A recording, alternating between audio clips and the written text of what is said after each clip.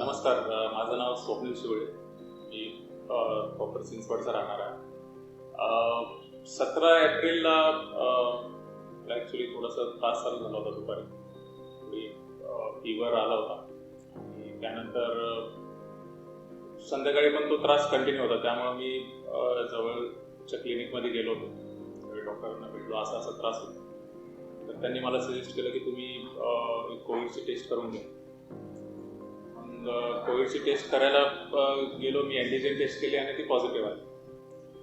त्यानंतर ते झाल्यावर मग मी त्यांना विचारलं की काय करू आता, म्हणजे घरी ट्रीटमेंट करू का हॉस्पिटलमध्ये जाऊ काय. त्यावेळीची जी वेव होती, मला डॉक्टरांनी असं सांगितलं की तुम्हाला खोकला पण येतोय, तर ह्या वेवमध्ये खोकला येणं हे थोडंसं डेंजरस आहे, तर इट्स बेटर तुम्ही ॲडमिट व्हा. सो ओजस हॉस्पिटलला मी त्यावेळी ॲडमिट झालो. डॉक्टर टोके सर माझे रिलेटिव्हचे ओळखीचे होते. त्यावेळी मी सांगितलं की असं असं आहे. त्यांनी ॲडमिट करायला सांगितलं. मग मी इथे त्यावेळी जनरल वॉर्डमध्ये ॲडमिट झालो. जनरल वॉर्डमध्ये ॲडमिट झाल्यावर नॉर्मल ट्रीटमेंट चालू होते, मेडिसिन्स चालू होते, परत सलाईन्स चालू होते, रेग्युलर आपले ट्रीटमेंट चालू होते. पहिले 4-5 दिवस नॉर्मल रुटीनली ट्रीटमेंट चालू राहिली, मेडिसिन्स प्लस सलाईन. त्यानंतर 6व्या दिवशी रात्री मला थोडासा ऑक्सिजनचा त्रास चालू झाला. ऑक्सिजनचा त्रास चालू झाल्यावर मग टेम्पररी एक तिथं ऑक्सिजनचा पॉईंट होता, तर नियर अबाउट 5 लिटरचं त्याचं कॅपॅसिटी होतं. ते ऑक्सिजन मला लावण्यात आलं आणि मी नॉर्मल त्याच वॉर्डमध्ये होतो. त्यानंतर तो एक दिवस गेला. त्यानंतर दुसऱ्या दिवशी परत सेम थोडासा अजून त्रास व्हायला लागला. त्यांनी थोडंसं हायर प्रेशरचा व्हॉल्यूमची अरेंजमेंट केली, हायर ऑक्सिजनची अरेंजमेंट केली आणि मग नंतर त्या ऑक्सिजनवर अजून एक दिवस कसं तरी मी हे केलं. पण त्यावेळी खूप त्रास सुरुवात झाली होती. श्वास घ्यायला त्रास येत होता. मास्क काढल्यावर श्वास घेणं अशक्य झालं. सो मग तसं झालं आणि हळूहळू बॉडीचे मुवमेंट एकदम स्लो झाले. बॉडी एकदम वीक झाली. चालायला इश्यू होत होता, म्हणजे मला बॉडी मुवमेंट पण करता येत नव्हतं. मग मला त्यावेळी ICUमध्ये ॲडमिट करण्यात आलं. ICUमध्ये शिफ्ट केलं मला. ICUमध्ये शिफ्ट केल्यानंतर हा पहिलाच एक्सपिरियन्स होता. मी याच्या आधी कधी ॲडमिट झालो नव्हतो. ICUमध्ये नेल्यानंतर मी बघितलं तिथं मग सगळं ऑक्सिजनचं सगळं अरेंजमेंट त्यांनी केलं होतं. सगळे चेस्ट लीड आणि हे सगळं लावलं आणि मग नंतर ऑक्सिजन मास्कवर थोडंसं प्रेशर जास्त होतं. त्यावेळी ऑक्सिजनची रिक्वायरमेंट जास्त होती. त्याने चालू केलं. पण त्यावेळी त्या ऑक्सिजनच्या मास्कने पण मला त्रास होत होता थोडंसं. ते जे ऑक्सिजन मास्कमधनं जे ऑक्सिजन येते आणि आपण जे श्वास घेतो त्याची फ्रिक्वेन्सी मॅच होणं लई गरजेचं असतं. ते फ्रिक्वेन्सी मॅच करायला पण मला फार जड जात होतं त्यावेळी. सो तसं एक दिवस त्या ऑक्सिजन वर म्हणजे काढला. एक दिवस तो निघून गेला. त्यानंतर दुसऱ्या दिवशी डॉक्टर योगिता नॉर्मल राऊंडला आले होते आणि नेमकं ते माझ्याजवळ आलं आणि ते सगळं ते सॅच्युरेशन लेवल वगैरे चेक करत होते आणि त्यांनी विचारलं काय त्रास होत होता. सडनली त्याच वेळी मला जास्त त्रास झाला होता. म्हणजे फॉर्च्युनेटली ते पण त्यावेळी तिथं होते आणि मला तो त्रास जो झाला, मला अचानक हाय फिवर आला. मी त्यांना म्हणत होतो की मला फार थंडी वाजते, अजून ब्लँकेट अंगावर टाका, त्रास होतोय फार, मला श्वास घ्यायला त्रास होतोय. आणि ते बोलता बोलता ते डोळ्यासमोर अंधार आला आणि डोळे झाकले गेले होते. आणि त्यानंतर मग ते सगळं झाल्यावर जवळपास थोडा अर्धा तास का 1 तास मी म्हणजे डोळे बंदच होते माझे आणि यांचे प्रयत्न चालू होते डॉक्टरांचे. सो नंतर डोळे उघडले तेव्हा बघितलं की थोडंसं सेटअप चेंज झालेलं आहे. व्हेंटिलेटरचा मास्क लावला होता मोठा. तो हाय प्रेशरने सेट केला होता. 100 लिटर तो मास्क चालू होता. आणि नंतर थोडंसं त्यांनी डॉक्टरांनाही बरं वाटलं होतं डोळे उघडले. पण त्या व्हेंटिलेटर मास्कचा फार त्रास होत होता. म्हणजे ते मास्क एवढं टाईट बसवलेलं असतं, एक मला जखम येते इथं या बाजूला.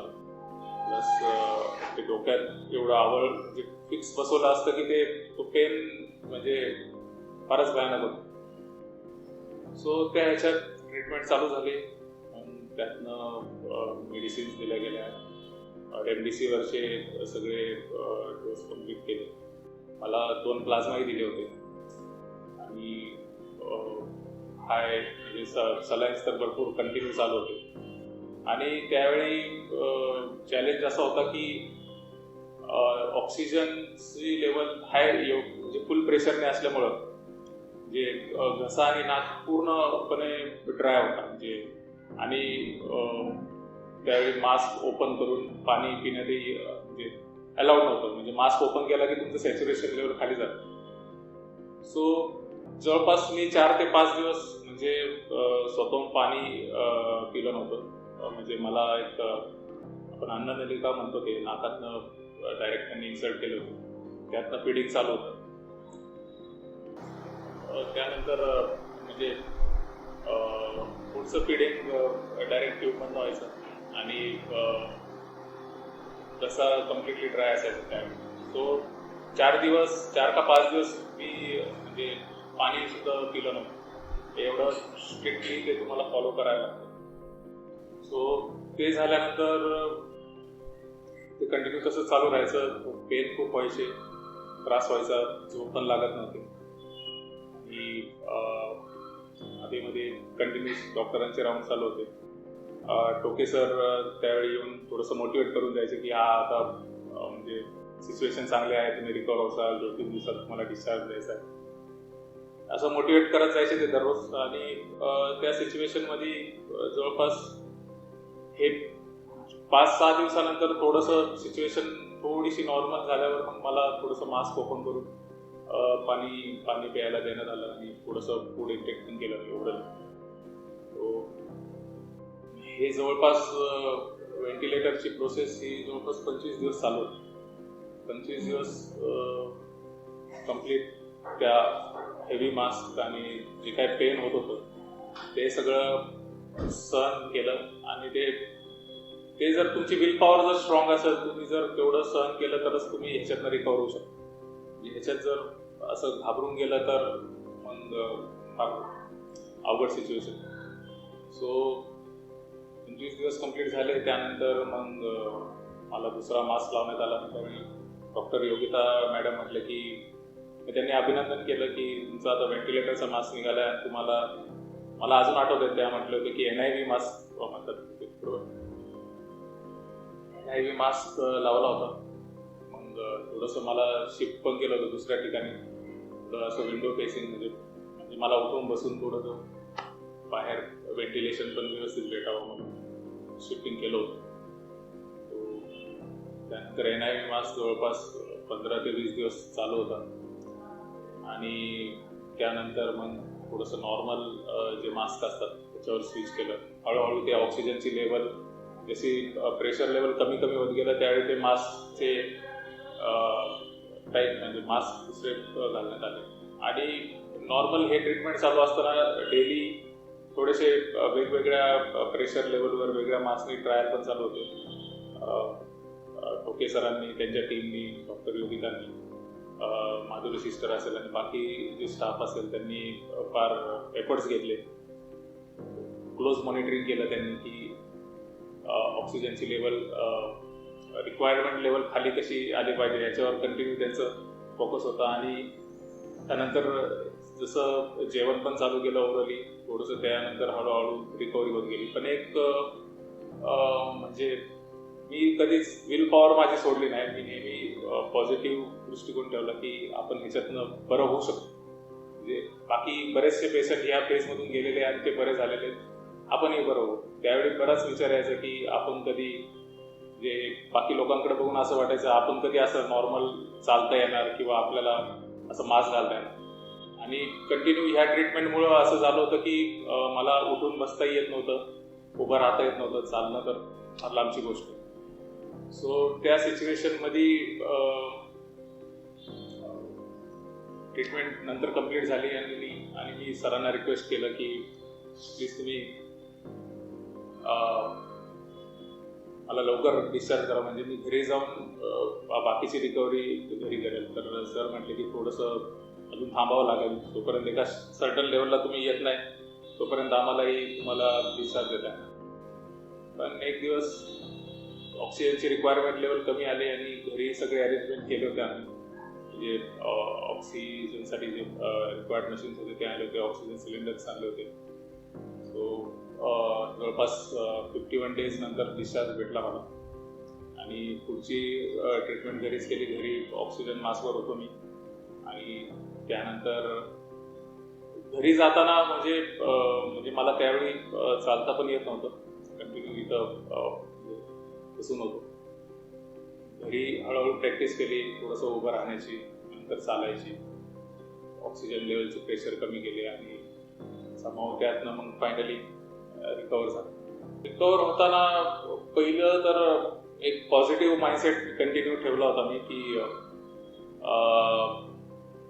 म्हणजे मनात कुठली भीती न ठेवता की आपण ह्याच्यातनं रिकवर होऊ, आपल्याला काहीतरी एक्स्ट्रा ऍक्टिव्हिटी करायचे. आणि ज्यावेळी मी ऍडमिट होतो, एक सांगायचं राहून गेलं माझ्याकडनं की टोके सर नेहमी म्हणायचे की तुम्ही पोटावर झोपा, पोटावर ते पिलो घेऊन, म्हणजे ते तुमच्या लंग्सला प्रेशर देऊन तुमची ऑक्सिजन लेवल इम्प्रूव्ह होत राहते. सो मी कंटिन्यू ऍडमिट असताना मला झोपायला त्रास होत होता त्यावेळी.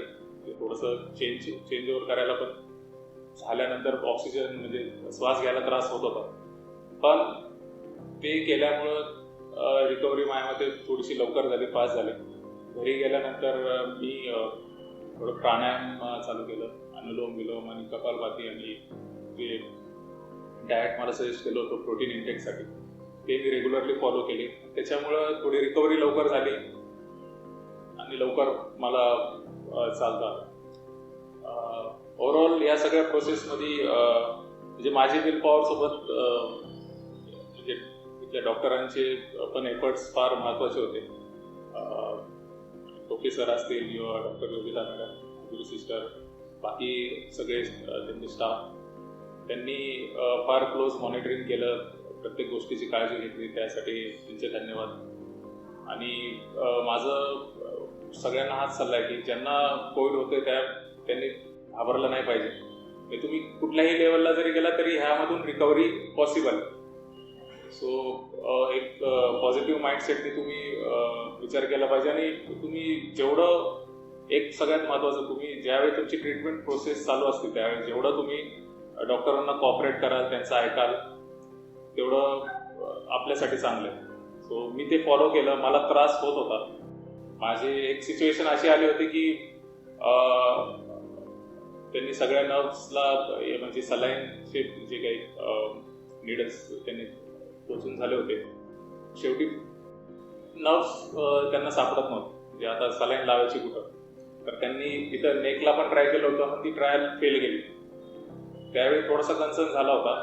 आणि त्यावेळी टोके सरांनी स्वतः म्हणजे त्यांनी चेस्टमधून एक ती निडल मोठी त्यांनी इन्सर्ट करून सलाईन चालू केलं होतं.